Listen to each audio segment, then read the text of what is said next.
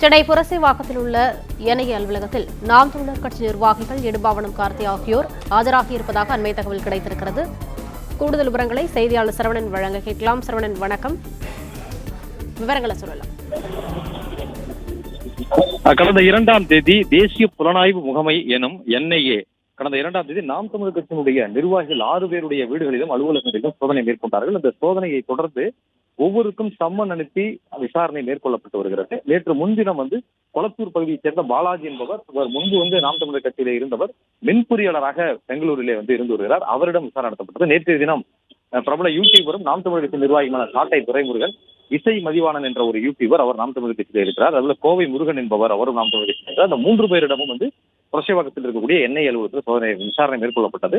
இந்த நிலையில இன்று இடும்பாவனம் கார்த்திக் மற்றும் தென்னகம் விஷ்ணு என்ற இந்த இருவரும் நாம் தமிழர் கட்சியை சேர்ந்தவர், அவர்களிடம் இந்த விசாரணை நடத்துவதற்காக சம்மன் அனுப்பப்பட்டிருந்தது. அதன்படி தற்போது என்ஐஏ அலுவலகத்தில் அவர்கள் ஆஜராகியிருக்கிறார்கள்.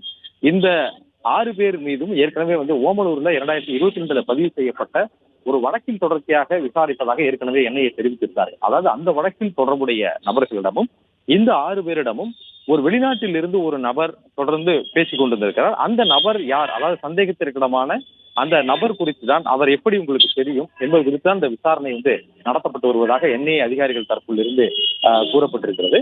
அந்த நபர் அடிக்கடி தொடர்பு கொண்டது ஏன், அவர் இருவருக்குமான உரையாடல் என்ன என்பது குறித்து விசாரணை நடத்தப்படுகிறது. அதன்படி சோதனையின் பொழுது கைப்பற்றப்பட்ட செல்போன்கள், லேப்டாப்புகள் இவற்றை எல்லாமே ஆய்வுக்கும் உட்படுத்தி இருக்கிறார்கள்.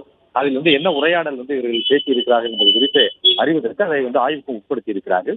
எனவே இந்த நபர்கள் விசாரணையில, நேற்று தினம் விசாரணையில பல நபர்கள் வெளிநாடுகளில் மீது தொடர்பு கொண்டு யூடியூபிலே பதிவிடக்கூடிய இந்த வீடியோக்கள் குறித்து தங்களது கருத்துக்களை தெரிவிப்பார்கள். அதன்படி யாராவது கூட்டு அழைத்து பேசியிருந்திருக்கலாம். ஆனால் அந்த நபர் குறித்து தங்களுக்கு தெரியாது என்று அவர்கள் விசாரணையில் தெரிவித்ததாக கூறப்படுகிறது. இன்றைய தினம் இடும்பாவனம் கார்த்திக்கிடமும் தென்னகம் விஷ்ணு என்ற இந்த இருவரிடமும் அது குறித்துதான் என்ஐஏ அதிகாரிகள் விசாரிக்க இருக்கிறார்கள். நேற்று தினம் 9 மணி நேரம் விசாரணை நடத்தப்பட்ட நிலையில இன்றைய தினமும் இவர்களிடம் ஒரு 6 மணி நேரத்திற்கு மேல் இந்த விசாரணை செல்வதற்கான வாய்ப்புகள் இருப்பதாக என்ஐஏ தரப்புல கூறப்படுகிறது. அவருடைய வழக்கறிஞர்களும் உடன் வந்திருக்கிறார்கள்.